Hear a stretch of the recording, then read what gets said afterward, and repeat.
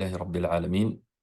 والصلاة والسلام على أشرف الأنبياء والمرسلين وعلى آله وأصحابه ومن تبعهم بإحسان إلى يوم الدين. رب اشرح لي صدري ويسر لي أمري واحلل عقدة من لساني يفقه قولي. اللهم لا سهل إلا ما جعلته سهلا وأنت تجعل الحزن إذا شئت سهلا. أما بعد، حياكم الله, bienvenue à vous pour ce cercle de lecture. Ça fait un moment que qu'on n'a pas organisé ce type d'événement. Avant de commencer, deux questions très simples. Est-ce que le son et l'image sont corrects? Parfait. Alhamdoulilah. Voilà, parfait. Ok. Alors, on va commencer aujourd'hui, ce soir, ce cercle de lecture autour du livre que vous avez à l'écran, 50 règles du Coran pour réformer son âme et sa vie. Alors, on va tout d'abord euh, bien revenir sur le concept de cercle de lecture. Le cercle de lecture, c'est en fait une initiative qui a été mise en place par bien Maïdars. Et l'objectif est de pousser les gens, les encourager, les inciter à lire des livres importants, capables de leur apporter rapidement une valeur ajoutée en termes de foi, de connaissances sur leur religion, euh, bien concernant la connaissance de leur prophète, ainsi de suite. Donc l'objectif est vraiment de nous inciter tous à lire, et la lecture, c'est quelque chose de très important. Alors je dénigre pas les autres formats, à savoir l'audio ou la vidéo, mais lorsqu'on lit, bien il y a une valeur particulière qu'on retrouve pas justement dans les autres formats. On a la possibilité justement de prendre le temps de comprendre les phrases, de réaliser ce qui est en train d'être dit, de prendre le temps justement d'assimiler toutes ces informations-là. Voilà pourquoi le format papier est toujours, et je pense restera toujours, le meilleur moyen justement pour acquérir du savoir. Alors, avant de commencer, puisqu'il y a certaines personnes que je ne connais pas, certainement, donc je suis le professeur Khalid, professeur dans l'Institut Maïdars. J'enseigne cette année la Sira du prophète sallallahu alayhi wa sallam. Je suis bien doctorant en sciences de Aqida et notamment de tout ce qui tourne autour de la critique de l'islam. Voilà donc ma spécialité. Et donc aujourd'hui, j'ai le plaisir d'animer bien ce cercle de lecture. Alors, avant de commencer, on va rapidement voir les points que l'on va aborder ensemble. Donc, dans un premier temps, l'introduction. Ensuite, à vous la parole, parce que c'est ça aussi le cercle de lecture, c'est un échange. Aujourd'hui, vous n'êtes pas dans une configuration courte, même si vous allez voir, on va donner quelques informations peut-être un peu théoriques, mais le plus important, c'est justement de pouvoir échanger, d'avoir votre ressenti par rapport à l'ouvrage, ce qui vous a touché, ainsi de suite. Donc, on vous laissera la parole par chat, et pour les personnes qui veulent prendre la parole, bien, faudra seulement lever. Vous avez un emoji avec la main levée. Voilà, ce sera un signe pour moi pour savoir qui veut prendre la parole et lui donner. Ensuite, je vous ferai part de mon opinion concernant cet ouvrage. Et ensuite, voilà, on parlera un peu plus technique. On va essayer de présenter dans un premier temps l'auteur, l'ouvrage, la méthodologie utilisée par l'auteur dans ce livre, avec notamment, vous allez voir l'explication du titre, et c'est important de bien comprendre le titre. Ensuite, la sélection des règles. Quelle est la méthodologie choisie justement par l'auteur pour sélectionner des règles parmi d'autres dans le Coran. Et ensuite, on verra la méthode de commentaire des règles, quelle méthode va suivre l'auteur pour commenter ces règles sélectionnées. Ensuite, on essaiera d'analyser au moins une règle et enfin la conclusion. Alors, j'espère que ça vous va. Voilà, donc le tableau est dressé. On passe maintenant à vous et la première question que je vous pose, avez-vous lu le livre? Alors, c'est seulement pour savoir, hein, on n'incrimine personne, bien sûr, hein, mais c'est seulement voilà, pour que je puisse savoir, voilà, pas encore, non? Voilà. Ok. Alors là, hmm, il y a un peu plus de noms. Ok. Pas entièrement, barakallahu fikum, ok. Pas de souci, Bilal. Ok. Donc je vois qu'il y a une partie quand même qui n'a pas lu le livre, quelques pages, jusqu'à 100 pages. Ok, machallah. Non, ok. Ok, Camara, Sandra, ok. Parfait. Donc voilà, j'ai plus ou moins Euh, ok, Leïla. Donc, je viens de voir justement qu'il y a une bonne partie qui n'a pas lu le livre ou en partie. Donc, ce que je vais essayer de faire, c'est de donner un peu plus d'informations justement pour que tout le monde puisse profiter. Alors maintenant, je vais poser une question ciblée. Ciblée, c'est-à-dire une question pour les personnes qui ont lu. J'aimerais bien connaître le ressenti. Dans un premier temps, avant de parler des leçons, quelle est la règle qui vous a le plus touché? Alors, il y a 50 règles, hein. Quelle est la règle qui vous a énormément touché?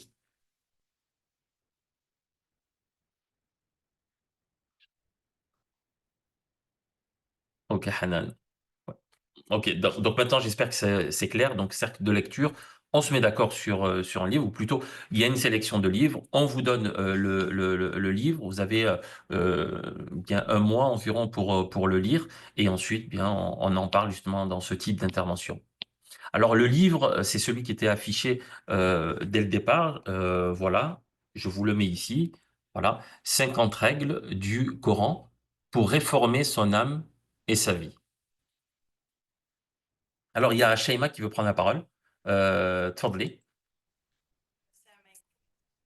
Alaykoum salam. J'ai pas vraiment une règle qui m'a... Parce qu'en fait, j'ai l'impression que toutes les règles m'ont parlé, en fait. Et de ce que j'ai fait, à chaque règle, j'ai soit mis un mot-clé ou soit une phrase qui me fait sens, en fait. Par exemple, quand je regarde la plupart des règles, je sais qu'en mot-clé, un mot qui revient souvent, j'ai mis tawakul. Par exemple, la D'accord. règle 2, la règle... Ouais, faut que je regarde un peu dans mes notes. La règle 32 également. Donc Ouais. voilà, j'essaie de mettre par mots-clés, mais je sais pas si c'est bien ou pas, mais j'ai pas vraiment une règle qui m'a sauté aux yeux en fait. J'ai plus essayé de méditer, si je puis dire, sur toutes les règles en question. D'accord. Ben, je profite de t'avoir justement en direct. Euh, D'accord. quelle est quelle est la règle qui t'a touché dans le sens où tu te dis, dans ce domaine-là, j'ai du Hmm. travail à faire? Hmm. Quelle règle représente pour toi un défi? Hmm. Alors, je suis en train de regarder mes notes en même temps, c'est pour ça.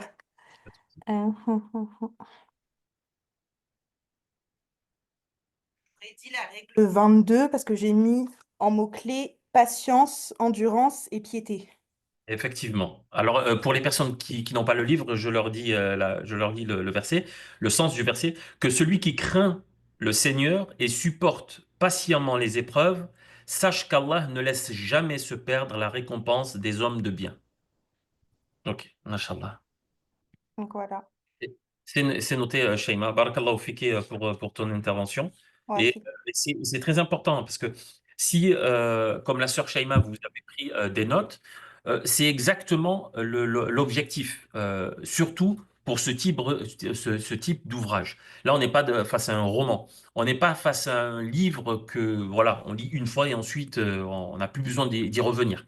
On est, si vous voulez, et de toute façon, j'en parlerai dans quelques instants, on est vraiment face à un livre de chevet, un livre auquel bien un livre vers lequel on revient régulièrement pour se dire où j'en suis par rapport à cette règle émise dans le Coran. Et donc voilà, c'est vraiment et on en parlera tout à l'heure, l'avantage de ce livre, c'est vraiment se dire, j'ai quelques règles ici qui vont m'aider à pratiquer le Coran et j'ai besoin régulièrement de voir où j'en suis, si j'ai bien compris la règle, dans quelle mesure je suis inclus par le verset qui est cité. Et donc voilà, c'est un travail qui est très très important à faire. Barakallahu fiki, encore une fois, Shaima. Alors, mis à part Shaima, est-ce que quelqu'un veut prendre la parole ou nous donner directement sur le chat la règle qu'il a touchée, beaucoup plus que d'autres?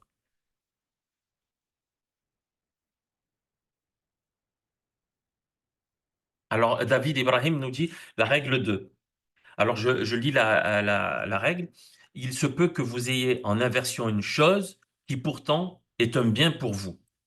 À l'inverse, il se peut que vous aimiez une chose qui est en réalité un mal pour vous. Effectivement, David Ibrahim, c'est et c'est tout le défi justement de cet ouvrage. Euh, En fait, il va nous citer des versets qu'on a l'habitude d'entendre ou de lire.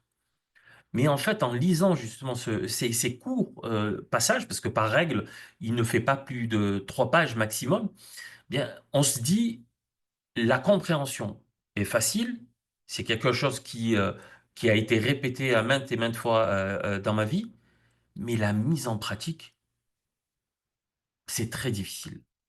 C'est très difficile. En fait, on se dit, voilà, oui, tu m'apprends rien. Et c'est ce que j'ai envie de vous dire. Ce livre, d'un un- d'un côté, il ne m'apprend rien du tout, parce que ce qu'il y a ici, bien, c'est ce qu'il y a dans le Coran. Et pour les personnes qui lisent régulièrement le Coran, bien, en fait, on répète des versets qu'il y a dans le Coran. Mais la stratégie, ou plutôt la méthodologie employée par l'auteur, elle est pertinente. Pourquoi? Parce qu'on est face à des règles claires qui touchent notre quotidien.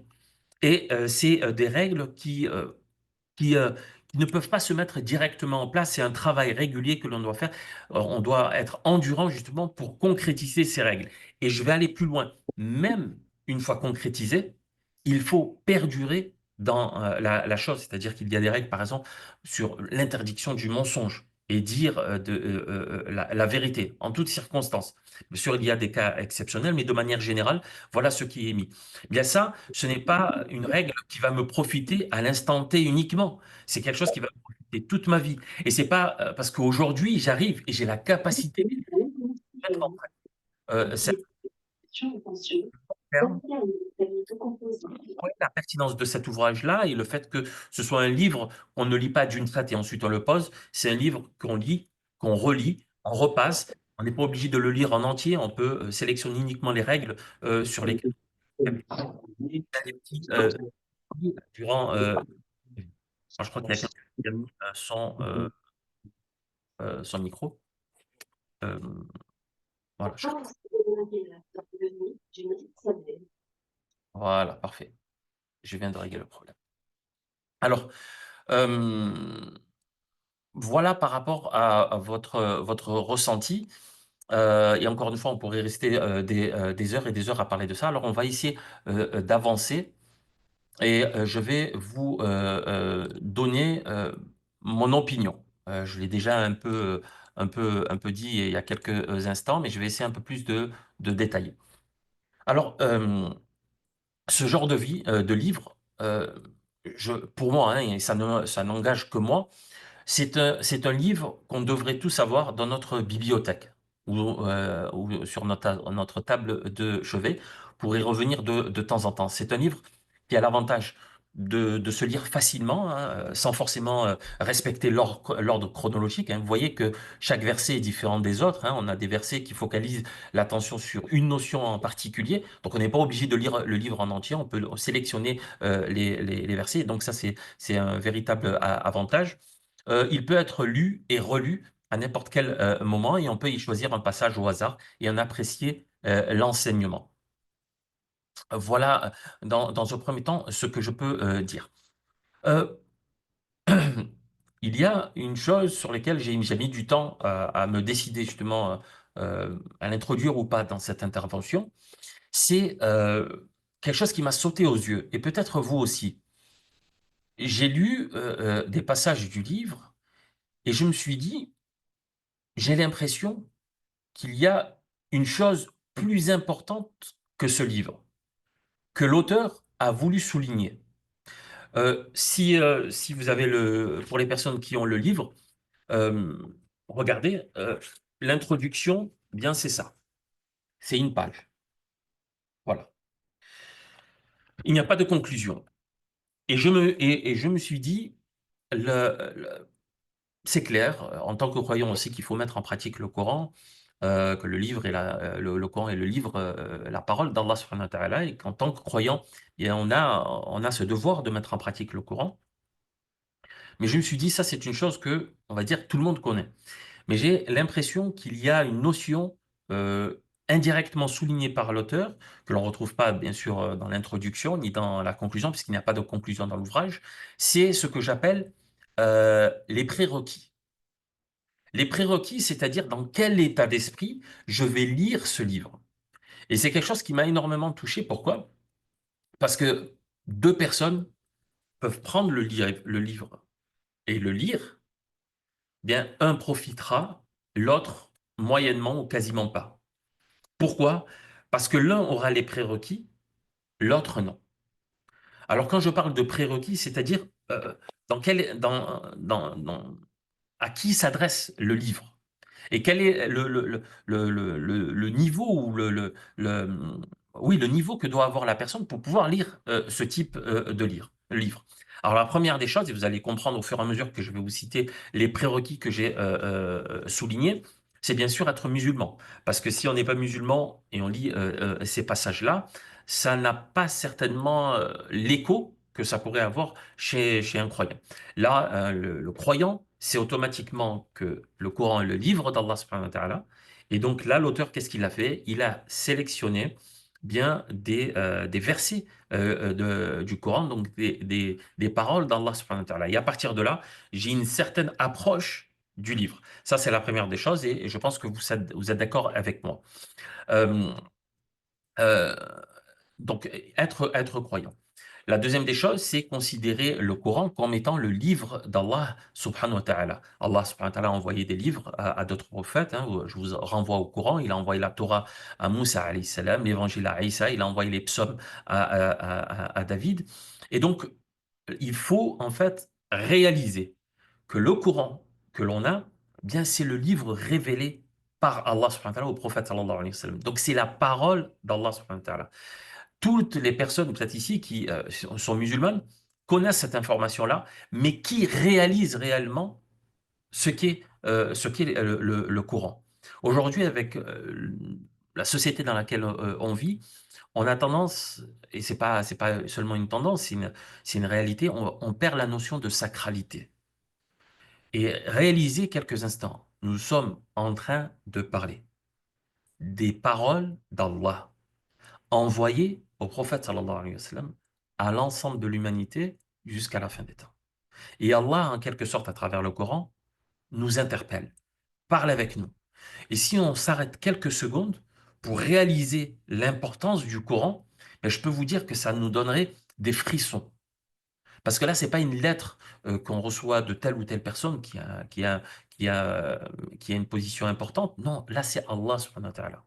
Imaginez-vous, hein, alors, on n'est pas dans la réalité, mais imaginez-vous que le prophète sallam vous adresse ou vous a adressé un message. Bien, quel va être votre ressenti? Vous allez vous dire, le prophète sallam m'a adressé un message. C'est énorme. Et vous allez avoir les frictions, vous allez être énormément touché. Imaginez-vous, là, c'est Allah subhanahu wa ta'ala. Et donc, j'insiste sur ces prérequis-là, et notamment celui-là, parce que c'est à travers ce genre de notion que la personne va profiter réellement bien de ce qu'il y a dans cet ouvrage. Euh, qu'est-ce que, euh, qu'est-ce que je peux ajouter à ça? Donc, le Coran, c'est la parole d'Allah subhanahu wa ta'ala. Et la parole d'Allah subhanahu wa ta'ala, elle doit être lue, elle doit être comprise, méditée et ensuite mise en pratique. Et c'est ça l'objectif du Coran. On sait que le livre d'Allah subhanahu wa ta'ala ne se limite pas à une simple lecture, on doit aller beaucoup plus loin en profondeur, puisque c'est un guide et ce sont des paroles destinées à être mises en pratique. Regardez le propos de Aïcha radiallahu anha lorsqu'on l'a questionné sur le comportement du prophète sallallahu alayhi wa sallam. Quelle réponse a-t-elle donné aux compagnons? Eh bien, son comportement était le Coran. Donc, un Coran vivant, comme le dit Leïla. Donc, ça, c'est quelque chose de très important à savoir. Le Coran, c'est la parole d'Allah subhanahu wa ta'ala, et le Coran est destiné non pas uniquement à la lecture ou à la compréhension ou la méditation, mais à la mise en pratique. Et là, il faut vraiment être sensible par rapport à ça. Euh, qu'est-ce que je pourrais dire encore? il y a certaines notions que j'avais envie d'aborder, mais je me rends compte là, en parlant que euh, on va prendre beaucoup de temps et je préfère m'écarter de certains sujets. Euh, ouais, je pense que je vais écarter tout cela. Mm. Oui. Donc, ce que j'aimerais aussi, donc c'est le troisième prérequis, c'est justement la mise en pratique. On pourrait ajouter aussi avec ça at-tadabbur. At-tadabbur, en fait, c'est la méditation. Méditer sur les versets. Ce livre, le Coran, il fait appel à l'être humain dans son intégralité pour qu'il puisse être médité. C'est-à-dire que le Coran, c'est la parole d'Allah subhanahu wa ta'ala, et elle va en fait convoquer toutes les facultés de l'homme. Et je ne peux pas, par exemple, lire le Coran uniquement avec mon intellect. Si je le lis de cette manière-là, plusieurs choses bien, vont me perturber. Lorsque je lis le Coran, je dois le lire avec ma raison, avec mon imagination, avec mon cœur et avec d'autres facultés que je dois mobiliser justement pour entrer en matière avec le Coran. Et c'est comme ça que je peux profiter du Coran. Et donc, qu'est-ce que je vais faire? Je vais solliciter à la fois mon imagination, ma raison, ainsi de suite, pour méditer le Coran. Et dans le Coran, donc à travers la méditation, je vais voir qu'au final, Allah m'interpelle et que dans plein de versets, peut-être en façade, je ne suis pas concerné, mais en fait, je le suis. Je vous donne seulement un exemple pour pas m'attarder. Regardez, vous avez un verset, plutôt une histoire racontée dans Surat Al-Kahf, euh, où Allah subhanahu wa ta'ala nous donne l'exemple, ou plutôt la parabole de deux hommes. L'un d'eux, aux deux, Allah subhanahu wa ta'ala, et par contre, je vais éviter de lire les versets parce ils sont longs. Donc Allah subhanahu wa ta'ala a donné à ces deux, en fait, des champs avec, avec donc de la richesse. Et on va avoir deux profils. Un profil d'une personne qui renie les bienfaits d'Allah subhanahu wa ta'ala. Il renie le fait que ces choses, ces biens qu'il a viennent d'Allah subhanahu wa ta'ala. Il considère que ces biens vont durer toute sa vie. Et ensuite, on a à côté de lui une personne qui, non, s'en remet à Allah subhanahu wa ta'ala, remercie Allah subhanahu wa ta'ala, et c'est que cette richesse-là vient d'Allah subhanahu wa ta'ala. Et Allah subhanahu wa ta'ala, qu'est-ce qu'il va faire? Bien, il va châtier celui qui a renié les bienfaits d'Allah subhanahu wa ta'ala et lui enlever cette richesse-là. Donc, Allah subhanahu wa ta'ala anéantit cette richesse à celui qui considérait que la sienne était inépuisable. Donc Allah subhanahu wa ta'ala ici nous donne une leçon d'une personne en fait. Et donc c'est la question que l'on doit se poser lorsqu'on lit cette histoire-là dans Surat Al-Kahf. Au premier abord, comme je vous ai dit, je me sens pas concerné. Mais qu'est-ce que je vais faire? Je vais en fait méditer dans le verset et je vais faire ce qu'on appelle une extrapolation. Ici, Allah subhanahu wa ta'ala ne parle pas uniquement de de ce cas précis, c'est-à-dire celui à qui on a donné des terres, de la richesse, donc des arbres, des fruits, ainsi de suite. Non, Allah subhanahu wa ta'ala, il parle aussi d'autres richesses. Elles peuvent être matérielles ou immatérielles. Et il se peut, comme c'est le cas dans cette histoire, qu'une personne, à travers la richesse qu'Allah subhanahu wa ta'ala lui a donnée, tire son orgueil de cette richesse-là.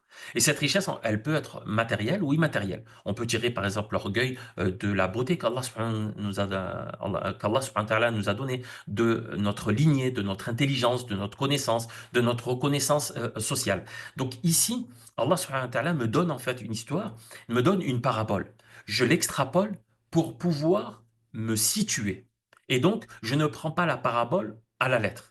Et donc, c'est cette nécessité, cette chose qui est essentielle, que l'on doit faire justement lorsqu'on lit le Coran, c'est à nous, en fait, d'élargir l'horizon, d'élargir la perspective afin de pouvoir se situer par rapport à la parole d'Allah subhanahu wa ta'ala et ensuite en tirer des leçons et mettre en application.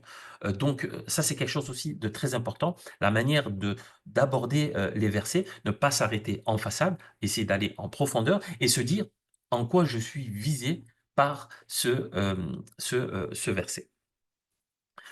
Donc ça, c'est une chose importante sur laquelle je voulais revenir dessus. Alors voilà pour mon opinion, vous l'avez compris, on va essayer d'avancer. Je vais vous présenter rapidement l'auteur. Il n'y a pas énormément de choses à dire sur lui, mais je vais quand même vous donner quelques informations. Alors il s'appelle Omar Al-Muqbil. Omar El-Moqbil, il a environ aujourd'hui 52-53 ans. C'est un universitaire, c'est un prédicateur et c'est un conférencier saoudien. Il a suivi des études religieuses qu'il a conclu avec un doctorat dans la faculté de hadith à l'université de l'Imam. L'université de l'Imam, c'est l'université qu'il y a à Riyad. Donc aujourd'hui, il est professeur donc de hadith, il est prédicateur comme je vous ai dit et il publie, publié, il continue à publier un certain nombre d'ouvrages et d'articles. Il a écrit notamment un ouvrage qui s'appelle Al-Hadi al-Nabawi fi at-ta'amul ma'a az-zawja, le modèle prophétique dans la relation avec l'épouse. Il a écrit aussi un livre qui est proche de celui-là, qui s'appelle Qawa'id Nubuwah. Qawa'id Nubuwah, les règles ou les principes prophétiques. Donc voilà, il a donc un certain nombre de publications et il donne des interventions bien à la radio, à la télévision. Et donc voilà, il est actif dans la prédication. Voilà concernant l'auteur. Alors maintenant, concernant l'ouvrage, aussi quelques informations. Il faut savoir que cet ouvrage-là, et d'ailleurs, certaines personnes l'ont peut-être remarqué, si c'est le cas, dites-moi-le sur le chat. Ce livre, à la base, il est né d'un programme qui existait déjà, celui de Omar Moukbil, l'auteur du livre. Et en fait, il avait mis en place un programme de radio, donc présenté par l'auteur, Omar Moukbil, sur une radio en Arabie qui s'appelle Ida'at al-Qur'an al-Karim, la radio du Saint-Coran. Et donc, il parlait justement de ce sujet-là à la radio. Il l'a fait aussi sur certaines chaînes de télé. Et ensuite, de là, est née bien l'initiative d'écrire, d'éditer, de publier bien ce travail-là, donc les 50 règles coraniques. Dans ce livre, alors qu'est-ce que va faire l'auteur? On en a déjà parlé, mais là on va donner un peu plus d'informations. Dans cet ouvrage, l'auteur tente de présenter de courts versets du Coran qui, bien que courts, contiennent beaucoup d'enseignements et de grandes significations, que ce soit dans la relation qu'a l'être humain avec son Seigneur, dans la relation bien avec les gens, avec avec l'épouse, avec les enfants, ainsi de suite, des règles qui nous permettent de corriger et de rectifier les erreurs que l'on commet avec autrui, des règles liées au comportement. Donc voilà, il va sélectionner des règles qui vont toucher plusieurs domaines. Et donc voilà, c'est des règles en fait qui vont toucher le quotidien du musulman. Et voilà donc la pertinence du travail réalisé par l'auteur. C'est un livre qui peut être qualifié comme étant réaliste. Réaliste, c'est-à-dire qu'il tient compte de la réalité de ce que demande Allah subhanahu wa ta'ala au serviteur, la réalité du monde dans lequel vit le croyant et la réalité du croyant. Donc voilà, il est vraiment réaliste le livre. Et il est très concret, c'est-à-dire qu'il traite de la réalité, il vise à l'application des règles dans la réalité. Donc il ne met pas l'accent sur la théorie, il met l'accent surtout dans la pratique. Et c'est pour ça qu'on peut qualifier cet ouvrage comme étant très concret. Alors, il ne faut pas se méprendre, même si on a euh, des versets, même si on a des fois, et dans la quasi-totalité des versets, une explication concise, ce n'est pas un livre de tafsir. Le tafsir, c'est un ouvrage qui va expliquer le sens des mots, le sens des versets, les circonstances de révélation, qui va faire des liens entre d'autres versets, qui va citer des sources complémentaires, notamment des hadiths qui parlent du même sujet. Donc voilà, on va avoir ce type d'analyse. Là, non, on est vraiment sur quelque chose de très concis. Le verset, on va l'expliquer en quelques mots, et ensuite, on va essayer de faire le lien avec notre quotidien, avec la manière de le mettre en pratique aujourd'hui. Donc voilà concernant l'ouvrage. Alors ici, je vous ai mis la table de matière. Donc voilà comment se présente l'ouvrage. Donc ça, c'est pour les personnes qui n'ont pas eu l'occasion de le lire. Donc voilà, vous avez le numéro de la règle, donc la source du verset, et ensuite le verset. Généralement, il ne met pas le verset en entier, il met seulement la partie du verset qui souhaite, c'est-à-dire la partie où la règle euh, est clairement apparente. Donc voilà. Donc ici, vous avez le premier verset. Dis à mes serviteurs de s'adresser aux autres de la manière la plus douce. Voilà. Ici, vous avez un autre verset. Un heureux dénouement est réservé à celui qui nous craint. Un autre verset.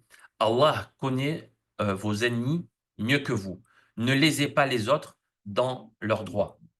Vous avez aussi ce verset. Allah mettra assurément ses menaces à exécution. Quiconque accomplit une once de bien le verra, et quiconque aura commis une once de mal le verra. Le Coran que voici guide les gens, guide les hommes vers la voie la plus droite. Donc voilà, je vous donne quelques exemples pour comprendre ensuite ce que l'on verra tout de suite là, c'est-à-dire la méthodologie de l'auteur. Donc voilà les 50 règles et voilà comment se présente la table des matières. Maintenant, on va essayer de parler ensemble de la méthodologie de l'auteur. Alors, l'auteur, qu'est-ce qu'il va faire? Il va procéder à une sélection judicieuse des versets qui évoquent une règle. Et qu'est-ce qu'il va faire? Il va donc proposer une explication sommaire du verset en question pour comprendre le sens général et dans quelle situation de notre vie quotidienne on peut appliquer le verset. Alors, je vais procéder à une manière qui est peut-être un peu trop académique, mais vous allez voir qu'il y a un intérêt de détailler certaines choses. Fatima nous dit, pour vous le montrer, le livre. Ok, je vous le montre. Voilà. Et de toute façon, vous l'avez à l'écran, hein. Alors, euh, lorsqu'on étudie, lorsqu'on étudie un livre, on a toujours une partie où on va bien essayer de comprendre dans un premier temps le titre de l'ouvrage. Et c'est quelque chose de très important. Si on comprend l'ouvrage, on arrive à comprendre justement lorsqu'on comprend le titre de l'ouvrage, on comprend en quelque sorte l'ouvrage. Alors, le défaut que l'on a généralement, c'est que on a des choses qu'on maîtrise, que l'on connaît. Par exemple, là, si je vous dis règle, ben, règle, je sais c'est quoi une règle. Le courant, je sais c'est quoi. La réforme, je sais c'est quoi. Mais sachez que lorsqu'on ou plutôt lorsqu'on prend le temps de revenir justement à la définition des termes, on arrive à comprendre justement la profondeur souhaitée par l'auteur bien à travers son travail. Et c'est ce que j'ai décidé justement de faire. Alors, quelle est la définition de règle, et plutôt la règle coranique? Lui, il dit règle du Coran, mais c'est la règle coranique. La règle coranique, c'est en fait, ce sont les règles, ce sont des principes qui désignent des vérités fixes, et, immuables et constantes. Ça, il faut bien le comprendre. On parle de versets où Allah subhanahu wa ta'ala s'engage, où Allah subhanahu wa ta'ala nous donne des informations. Et là, on est face à des vérités qui ne changent pas, immuables, et qui sont constantes, qui sont valables, qui ont été valables dans le passé, qui sont valables encore aujourd'hui, et qui seront encore valables demain. Et donc ça, il faut bien le saisir. Et ensuite, bien ces règles-là, Allah subhanahu wa ta'ala va les exprimer sous différentes formes. Je ne vais pas rentrer dans les détails, mais il y a par exemple des formules déclaratives où Allah subhanahu wa ta'ala va affirmer des choses. Il y a aussi des formules exhortatives où Allah subhanahu wa ta'ala, par exemple, va exprimer des obligations, où il va nous inciter, nous encourager à mettre en pratique un certain nombre de choses. Et donc voilà, les règles coraniques, ce sont donc des principes qui ne changent pas, qui sont constants et qui restent bien valables toute la vie du croyant. Donc voilà la règle. La question que l'on peut se poser, quels sont les types de règles que comporte le Coran. Et là, encore une fois, on a un effort fait par les savants, c'est-à-dire que ce n'est pas quelque chose qui est, ce n'est pas uniquement la seule manière de voir la répartition des règles, il y a d'autres manières de voir, mais certains annoncent justement cette manière de diviser les règles du Coran. On a trois grandes parties ou trois grandes catégories de règles. On a des règles qui vont être des règles imaniya, qawa'id imaniya, c'est-à-dire des règles liées à la foi. Et donc là, on va parler eh bien de la foi, d'Allah subhanahu wa ta'ala. Ensuite, on a des règles liées aux lois universelles, c'est-à-dire que c'est les règles, c'est des constantes dans la manière, par exemple, dont Allah gère ce monde. Il ne change pas, il s'est engagé sur une manière de gérer ce monde et cette manière ne changera pas. Et donc, ce sont, si vous voulez, des règles ou des lois universelles. Sunan kauniya, kauniya. On va détailler dans quelques instants toutes ces règles, ces catégories. Et ensuite, on a une troisième catégorie qu'on peut appeler la qawa'id sulukiya, c'est-à-dire des règles comportementales. Et donc, les règles du Coran, certains savants les répartissent justement dans ces trois catégories. Alors, on va pas trop nous attarder, mais voilà, je vous donne quelques éléments. Par exemple, les règles de foi, ce sont les règles qui concernent les vérités de la foi, liées à l'unicité d'Allah subhanahu wa ta'ala, à sa croyance, à sa confiance, la confiance qu'on place en Allah subhanahu wa ta'ala, à notre soumission à ses ordres. Voilà. Donc, ça va être des versets qui vont aller dans ce sens-là. Je vous donne un exemple. Allah subhanahu wa ta'ala dit, بعد أعوذ بالله من الشيطان الرجيم, ومن يتوكل على الله فهو حسبه. Et quiconque place sa confiance en Allah, Allah lui suffit. Je vous ai dit, ce sont des règles, ce sont des principes qui ne changent pas, constants. Eh bien, Allah dit, celui qui place sa confiance en moi, je lui suffirai. Et donc, c'est un engagement d'Allah subhanahu wa ta'ala. Et donc, ça, c'est quelque chose que l'on doit ensuite mettre en pratique et qui touche à la fois, je compte sur Allah subhanahu wa ta'ala et je sais que si je compte sur Allah subhanahu wa ta'ala, Allah ne me laissera pas tomber. C'est un engagement qu'Allah a pris dans le Coran. Il y a d'autres exemples, mais je me limiterai à ça. Ensuite, deuxième règle, je vous ai dit, les règles liées aux lois universelles, on appelle ça en arabe as-sunan al-kawniyya, ce sont des vérités universelles, immuables, qui suivent le même cours que les lois constantes et invariables. Je vous donne un exemple, ce sera beaucoup plus clair. Allah subhanahu wa ta'ala nous dit dans le sens du verset, dans Surat Isra, verset 16, et lorsque nous décidons d'anéantir une cité, nous ordonnons à ses habitants les plus puissants de nous obéir. Mais au contraire, ils se livrent à la perversité, alors la parole prononcée contre elle se réalise et nous la détruisons entièrement. Et donc c'est un engagement d'Allah subhanahu wa ta'ala. Il y a d'autres règles, euh, d'autres règles, mais je resterai sur ça pour les lois universelles. Ensuite, on a les règles comportementales. Donc, ce sont les règles qui sont destinées à améliorer notre comportement, nos mœurs, la relation qu'on a avec les autres. Allah subhanahu wa ta'ala nous dit, par exemple, dans le sens du verset, lorsque les ignorants leur adressent des mots blessants, elles répondent par des propos bienveillants. Allah subhanahu wa ta'ala dit aussi, montre-toi indulgent, incite les hommes à la vertu et détourne-toi des ignorants. Allah subhanahu wa ta'ala dit aussi, dis à mes serviteurs de s'adresser aux autres de la manière la plus douce. Et donc on voit bien que c'est une déclaration d'Allah subhanahu wa ta'ala et c'est des règles justement qui doivent se transformer en comportement pour le croyant. Donc voilà, bien, c'est l'explication donc du terme règle. Ensuite, le terme Coran, donc on en a déjà parlé tout à l'heure. Et ensuite, on a cette notion aussi importante, et c'est pour ça que je vous ai dit, en fait, il y a des prérequis à maîtriser, parce que là, l'auteur nous parle de réforme, il nous parle d'âme. Bien, ce ne sont pas des notions qui sont maîtrisées par tout le monde. Il rentre directement dans le vif du sujet. Et c'est là où on comprend qu'au final, il s'adresse à un certain public qui a déjà acquéri bien un certain nombre de fondamentaux. Là, le terme réforme, il est important. Et si on comprend le terme réforme, on comprend ce qui est voulu à travers cet ouvrage. La réforme de l'âme, l'éducation de l'âme, la purification de l'âme, c'est ces trois termes qui sont semblables, même s'il y a une certaine différence entre eux, c'est quoi?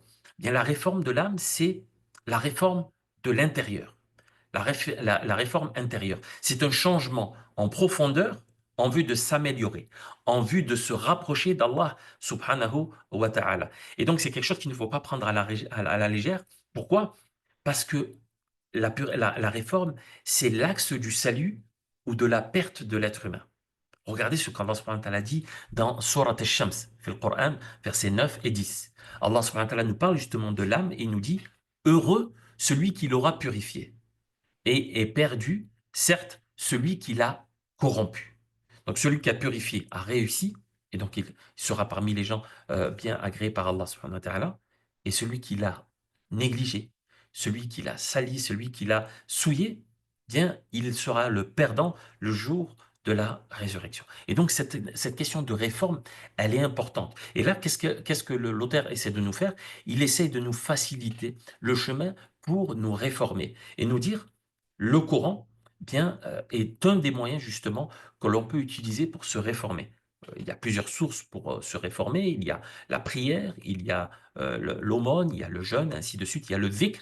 Et il y a aussi bien le Coran, à travers la lecture, la compréhension, la méditation, la mise en pratique. C'est un moyen justement bien de nous purifier. Et c'est ce qui est sauté par l'auteur. Il est en train de nous dire, voici 50 versets qui vont vous aider à purifier votre âme, qui va vous aider justement à améliorer votre relation avec Allah subhanahu wa ta'ala, à améliorer votre relation avec les autres. Voilà ce qui évolue. Arriver à la réforme. Et vous allez voir, c'est quelque chose de fondamental, la réforme. Donc, si vous voulez améliorer votre relation avec Allah subhanahu wa ta'ala, eh bien, ça passe par la réforme de l'âme. Donc, c'est à travers ça qu'on arrive justement à se rapprocher d'Allah subhanahu wa ta'ala. Et qu'est-ce que l'on fait? Bien, on, euh, on améliore notre relation avec Allah subhanahu wa ta'ala, on accomplit ce qu'Allah subhanahu wa ta'ala nous demande, parce qu'on améliore notre relation, et du moment où on améliore notre relation, bien, on va essayer d'utiliser tous les moyens qui nous permettent de nous rapprocher d'Allah subhanahu wa ta'ala. Et donc, accomplir notamment ce qu'Allah subhanahu wa ta'ala nous demande, et surtout, ou plutôt, et aussi, renoncer à tout ce qui s'oppose à la volonté d'Allah subhanahu wa ta'ala, notamment dans les rapports que l'on a avec Allah, les rapports avec notre famille, avec nos amis, avec nos voisins, dans la société. Tout ce qui va aller à l'encontre de la volonté d'Allah subhanahu wa ta'ala, on va l'écarter. Et c'est justement à travers la réforme qu'on arrive justement à mettre en place ce genre de choses. Euh, une chose importante pour terminer la question de la réforme, euh, ce sujet, je le considère très important et c'est pas que moi, c'est de manière générale. Et j'aimerais vous faire part d'un constat. Certaines personnes, consciemment ou inconsciemment, limitent l'islam comme étant un amas d'actes, de gestes, la prière, le jeûne, la lecture du Coran. Et ils ne vont pas aller bien en profondeur. Ils ne vont pas prêter attention à ce qu'il y a derrière. Et ça, c'est quelque chose de dramatique. Sachez que tous les actes d'adoration, y compris la lecture du Coran, la méditation du Coran, ils ont été légiférés dans dans un but commun. Quel est ce but? Éduquer, purifier, réformer notre âme, afin qu'on puisse se rapprocher d'Allah subhanahu wa ta'ala. La prière, elle a été légiférée pour que je me rapproche d'Allah subhanahu wa ta'ala et pour purifier mon cœur.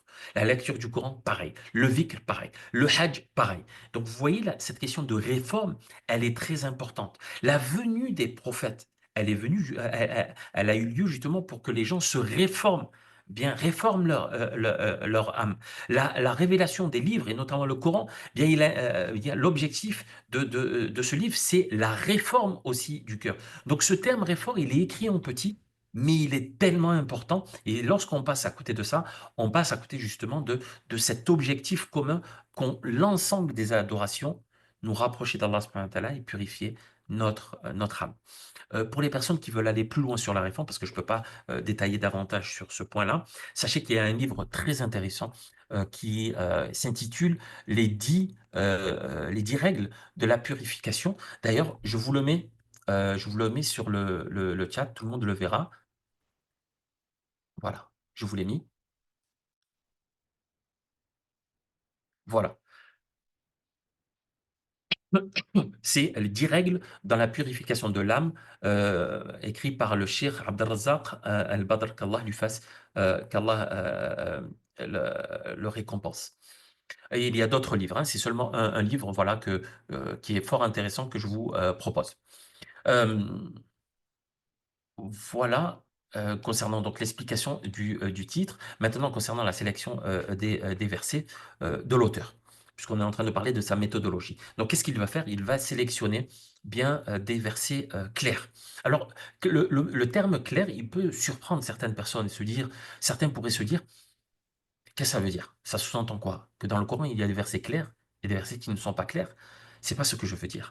Sachez que dans le Coran, il y a la majorité des versets du Coran qui comportent un sens, j'allais dire, de surface, c'est-à-dire un sens clair, sans ambiguïté, que chaque personne qui maîtrise bien sûr un peu l'arabe peut identifier. Donc son sens vient tout de suite à l'esprit. C'est ce que je veux dire par clair, bien ça vient tout de suite à l'esprit. Excuse-moi, apparemment, il y a un problème de son. Je viens de voir un message. Ouais, ok, ok. Donc, il y a cette catégorie de versets qui sont bien, au final, très clairs, c'est-à-dire le sens vient tout de suite à l'esprit. Ensuite, on a d'autres versets que seules les personnes ayant un certain niveau en arabe et en connaissance religieuse peuvent percevoir. Et ensuite, on a d'autres catégories que seuls les spécialistes peuvent justement percevoir le sens de ces versets. Donc, il n'y a pas une contradiction avec le fait que le Coran soit... il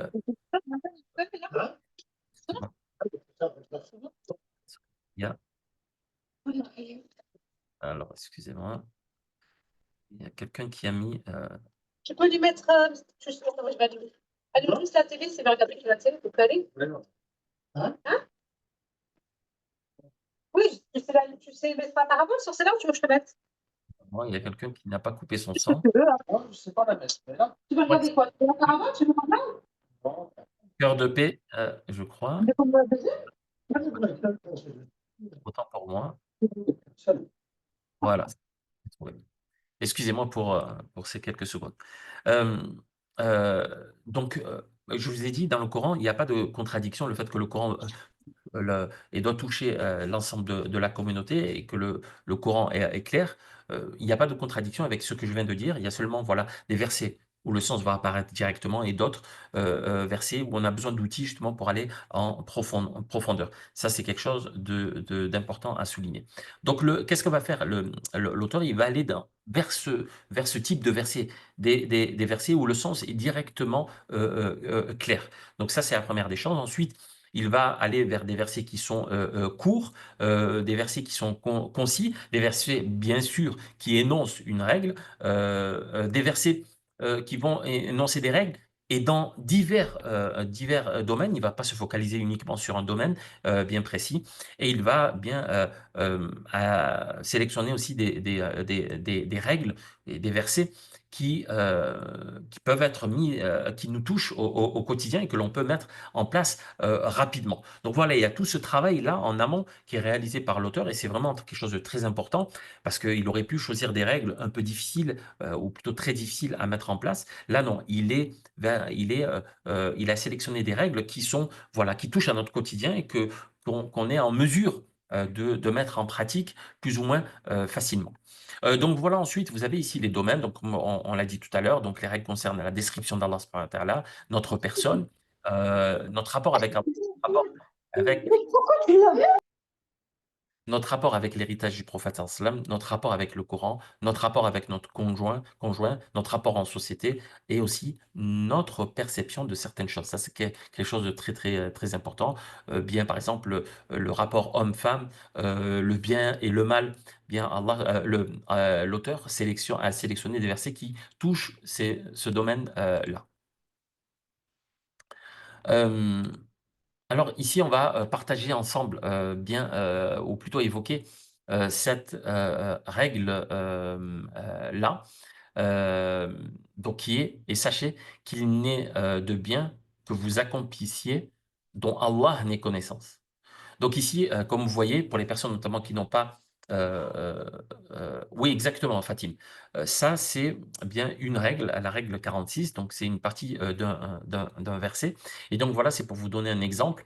Donc ici, voilà, donc il nous donne ce verset-là. Il nous dit que c'est une règle coranique qui concerne, et donc il nous donne directement le domaine de ce verset-là, il concerne, excusez-moi, je vais mettre ça ici, comme ça sera plus simple pour moi. Euh, voilà. Donc, il concerne le lien entre Allah et ses serviteurs. Donc voilà, ce type de verset, ce verset-là concerne le lien que l'on a avec Allah subhanahu wa ta'ala. Et ensuite, vous voyez ici, bien, il y a donc, il entre directement dans le vif du sujet. Il dit, cette règle inculque certes de nombreux enseignements et entrer à la fois à l'éducation du croyant alors qu'il chemine vers Allah subhanahu wa ta'ala et la dernière demeure. Et là, il va résumer bien les enseignements. Vous les avez ici. Donc, vous en avez ici deux. Et ensuite, là, il va nous donner un exemple. Je connais un homme très serviable qui dispose de relations et de certains rangs sociaux dont il fait profiter les gens, mais il fut éprouvé par des gens qui n'ont pas été reconnaissants pour ses faveurs. Et il se sentait même, il sentait même que certains l'avaient poignardé dans le dos. Et donc là, qu'est-ce qu'il est en train de faire, l'auteur? Il est en train de nous tirer vers la réalité, vers le terrain, et quelle est comment peut-on mettre en place cette règle au quotidien? Et donc là, il donne l'exemple d'une personne qui fait du bien au final, une personne qu'il connaît, qui fait du bien, mais en fait, il a l'impression que les gens ne sont pas reconnaissants et plus que ça, il le poignarde derrière le dos. Et donc là, il nous donne un exemple que l'on connaît probablement dans notre quotidien, et il termine cette règle-là en disant l'essentiel est que celui qui comprend à quoi appelle cette règle fera le bien. Il lui sera facile d'endurer les manquements et l'ingratitude des gens, car ils n'espèrent rien de personne si ce n'est d'Allah subhanahu wa ta'ala. Et donc voilà, il nous sensibilise justement sur notre manière d'agir et d'interagir avec les autres. La première des choses, il faut distinguer euh, pourquoi on fait du bien. On fait le bien pour Allah subhanahu wa ta'ala. Donc ça, c'est la première des choses. Ce qui nous intéresse lorsqu'on fait un bien, c'est Allah subhanahu wa ta'ala. Et c'est ce qui souligne justement à travers les enseignements de ce verset-là. Donc quand je fais du bien, lorsque je donne de l'argent, lorsque j'apporte mon aide à un projet, lorsque je soulage une personne, ainsi de suite, la première chose qui doit m'animer, c'est Allah. Je fais ce geste pour Allah subhanahu wa ta'ala. Et c'est d'ailleurs la condition sine qua non pour être récompensé. Ensuite, bien, j'ai en face de moi une personne, je le fais aussi pour elle, pour la soulager, parce que sa situation m'est insupportable, j'ai vraiment envie de l'aider. Mais ce qu'il y a au-dessus de ce rapport-là, c'est le rapport que j'ai avec Allah subhanahu wa ta'ala. Pourquoi je vous dis ça? Parce que lorsque mon rapport, il est avec Allah subhanahu wa ta'ala, bien, je ne peux plus être atteint par ce qu'il y a en bas. Je vous donne un exemple. Je donne de l'argent à un pauvre. Je vous donne un exemple. Je lui donne un billet de 500 euros. Cette personne ne me dit même pas merci, ne me regarde même pas, et elle me regarde plutôt avec mépris. Bien, si ma relation avec Allah subhanahu wa ta'ala n'est pas assez forte, je vais être atteint par le geste de la personne. Si mon lien avec Allah subhanahu wa ta'ala ou plus mon lien avec Allah est fort, moins je vais accorder d'importance à la réaction de cette personne-là. Parce que je sais pourquoi je le fais. Je prends de mon bien, de mes biens, je le donne pour Allah subhanahu wa ta'ala et que pour lui, et j'espère sa récompense. Donc cette personne, elle ne me remercie, elle ne me remercie pas, elle me regarde pas, ça ne m'intéresse pas. Et même si à un moment donné, parce qu'attention, hein, on peut à un moment donné être faible, hein, mais si à un moment donné, je suis atteint par la réaction d'une personne, bien je me remets tout de suite en question et je me dis, Alhamdoulilah, j'ai donné pour Allah subhanahu wa ta'ala. J'ai pas donné pour cette personne-là, pour qu'elle me remercie. J'ai donné ça pour Allah subhanahu wa ta'ala. Et à partir de là, je prends de la distance et je ne me laisse pas atteindre par mon nafs, je me laisse pas atteindre aussi par Shaitan qui à un moment donné va dire, pourquoi tu donnes? Regarde, tu donnes, tu t'intéresses aux autres, les autres ne s'intéressent pas à toi. Donc vous voyez, c'est quelque chose de très important. Avoir cette relation forte avec Allah subhanahu wa ta'ala, avoir des principes. Et ces principes-là, c'est en fait des garde-fous que l'on va avoir et qui vont justement nous permettre de ne pas sortir bien vers les sentiers qui ne sont pas permis. Je mets en pratique ce qu'Allah me demande, j'aide les personnes qui sont en état de nécessité et je n'attends pas de remerciement de leur part. Et même qui ne sont pas reconnaissants par rapport à ce que je leur fais, mais je sais que je l'ai fait pour Allah subhanahu wa ta'ala et qu'Allah me récompensera. Ensuite, voilà, ça peut me toucher à un moment donné, mais rapidement, bien, je me remets en question à travers ce verset et je le mets en pratique. Leïla veut prendre la parole. Salam alaikum, cher. Je ne sais pas si vous m'entendez bien. Oui, je vous entends très bien. Je voulais réagir, cher, par rapport à cette notion autour du bien et comment on le fait, surtout pourquoi et pour qui on le fait. Mais il y a des moments quand même où on pense pas forcément toujours au hasanet. Je veux dire, quand Allah subhanahu wa ta'ala, il fait rentrer la rahma dans le cœur des gens pour faire le bien de manière complètement naturelle, sans calculer, sans cesse, je vais avoir ma hasanet numéro 2, numéro 3 dans la semaine. Enfin voilà, on peut faire du bien, je pense, mais dites-moi, cher, vous êtes beaucoup plus savant que nous. On peut faire le bien sans pour autant toujours se poser la question, je le fais pour qui? Pour Allah. C'est tellement inconscient peut-être et naturel. Je suis tout Voilà. à fait d'accord avec vous. C'est peut-être c'est peut-être le fait de regarder la montre qui fait que je fais peut-être des raccourcis. Barakallahu fiki, Leïla, pour cette intervention. Euh, la chose qu'il faut retenir dans ce que j'ai dit, c'est que dans les actions que l'on met en place, euh, on doit toujours considérer qu'il y a deux interlocuteurs. Il y a cette personne, homme ou femme, qui a à un moment donné besoin, et il y a Allah subhanahu wa ta'ala. Et je dois toujours être dans cette relation triangulaire. J'ai une relation avec Allah, j'ai une relation avec cette personne. J'aide cette personne. Et je le fais de manière spontanée parce que c'est ma fitra, c'est la saine nature dans laquelle Allah subhanahu wa ta'ala m'a créé. Je n'aime pas voir les gens pleurer, je n'aime pas voir les gens, entre guillemets, galérer, vivre des moments difficiles. Et donc, je vais aller naturellement aider cette personne-là. À quel moment la relation avec Allah subhanahu wa ta'ala va intervenir? Bien, c'est avec la sincérité avec laquelle j'aide cette personne et surtout si cette personne-là réagit d'une manière à laquelle je ne m'attendais pas, à l'opposé de ce que je m'attendais. Donc là, qu'est-ce qui va me faire patienter?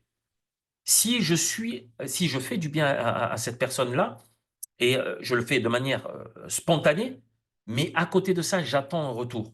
Mais je vais être automatiquement déçu. Ce que j'apprends à travers ma foi, c'est que je fais spontanément le bien et il faut le faire.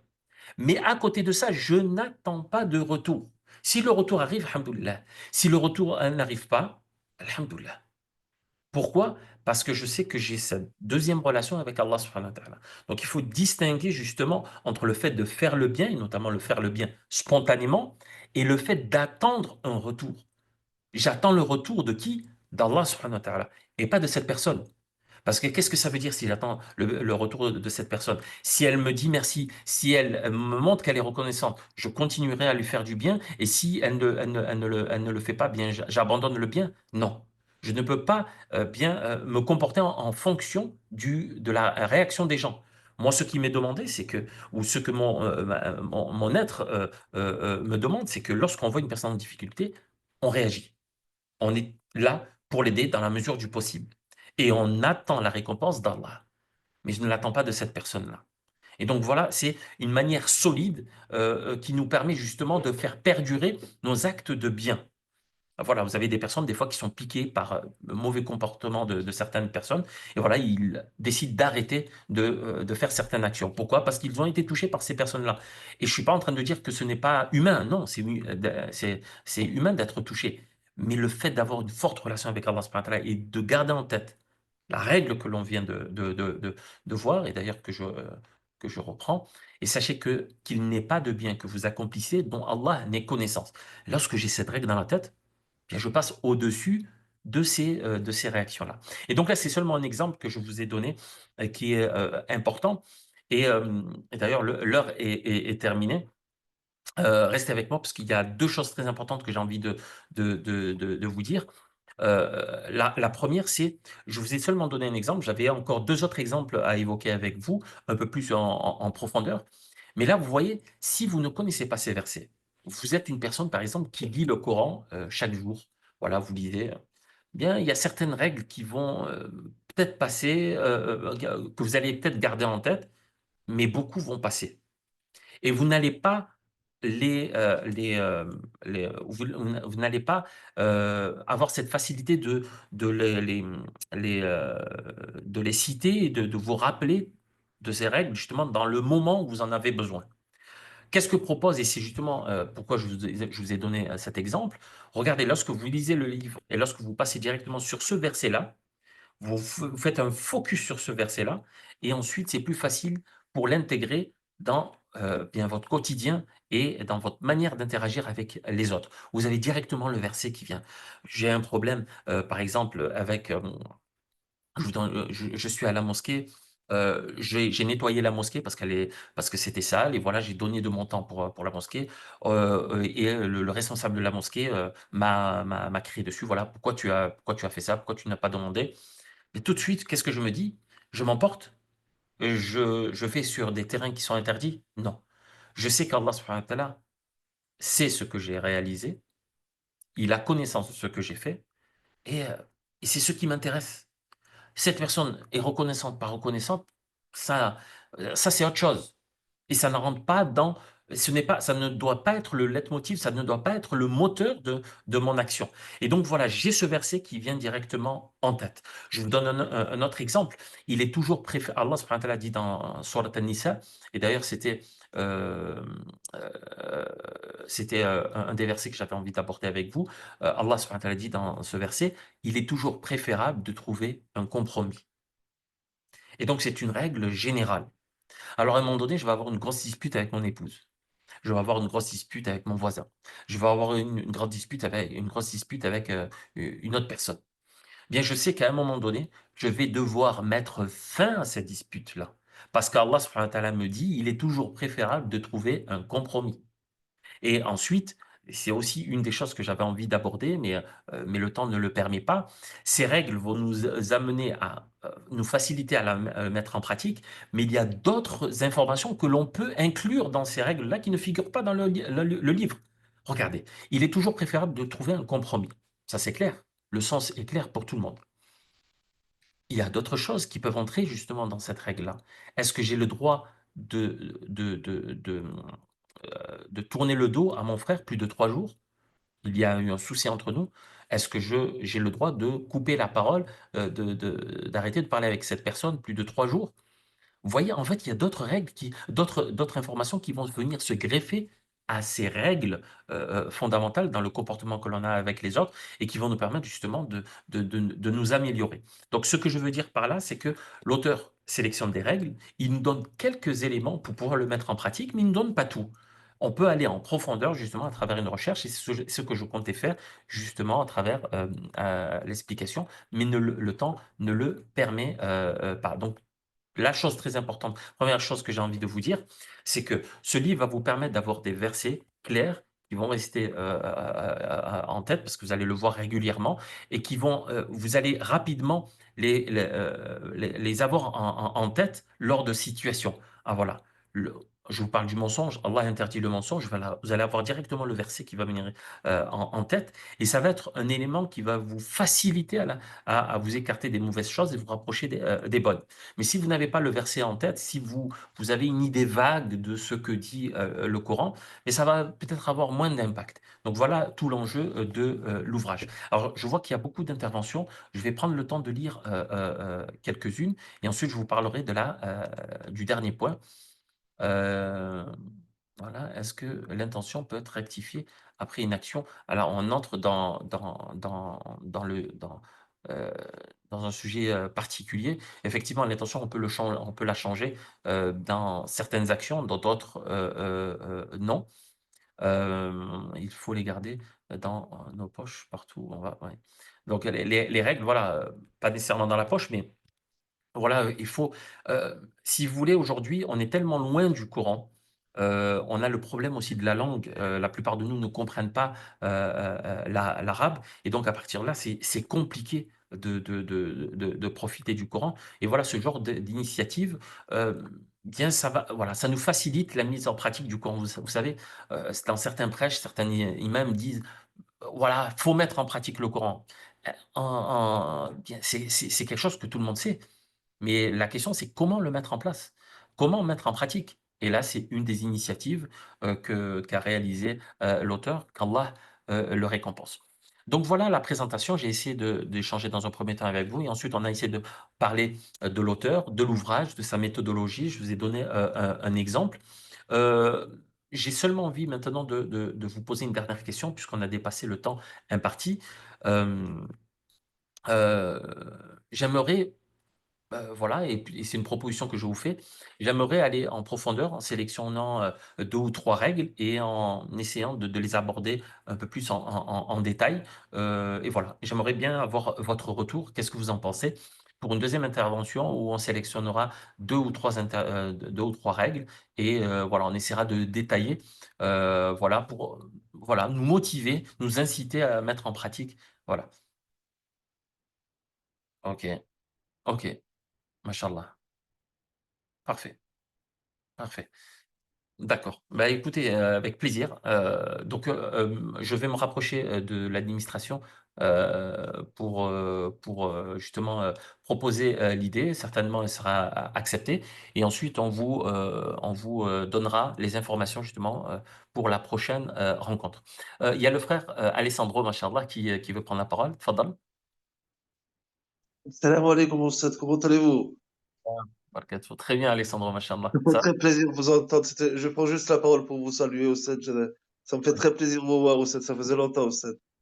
Pareil, pareil. Barakallahu fik, barakallahu fik. Jazakallah khair. C'était un très bon livre. Moi, je l'ai lu il y a quelques mois.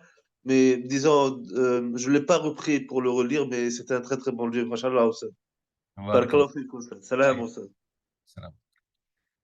Donc voilà, j'ai pris info donc de votre avis. Donc voilà, on essaiera de voir ensemble 2 ou 3 règles, peut-être plus. Et donc voilà, on vous informera de la prochaine rencontre rapidement. Et en conclusion, qu'est-ce que j'aimerais vous dire? Vous savez, il existe beaucoup de livres euh, autour de l'islam, de la pratique, de la foi, ainsi de suite.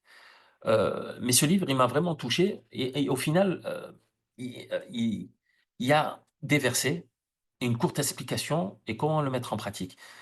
Moi, c'est pas nécessairement le livre qui m'a touché, mais c'est l'esprit.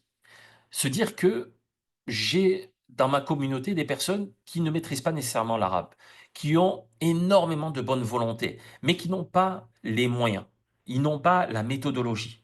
Bien, je vais faire ce travail en amont et je vais leur dire, voilà, vous voulez mettre en pratique le Coran, voilà quelques règles. Ils touchent votre quotidien. Je ne vous ai pas donné des règles liées à l'intérêt, liées au prêt, liées au divorce.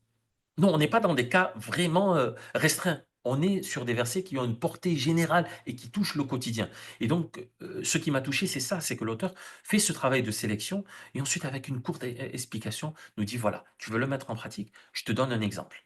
À toi de faire l'effort. Donc voilà, c'est pas aussi un ouvrage qui va de A à Z. Non, il fait une partie du chemin et ensuite, il vous dit à vous de faire le reste. Et c'est ça qui est touchant.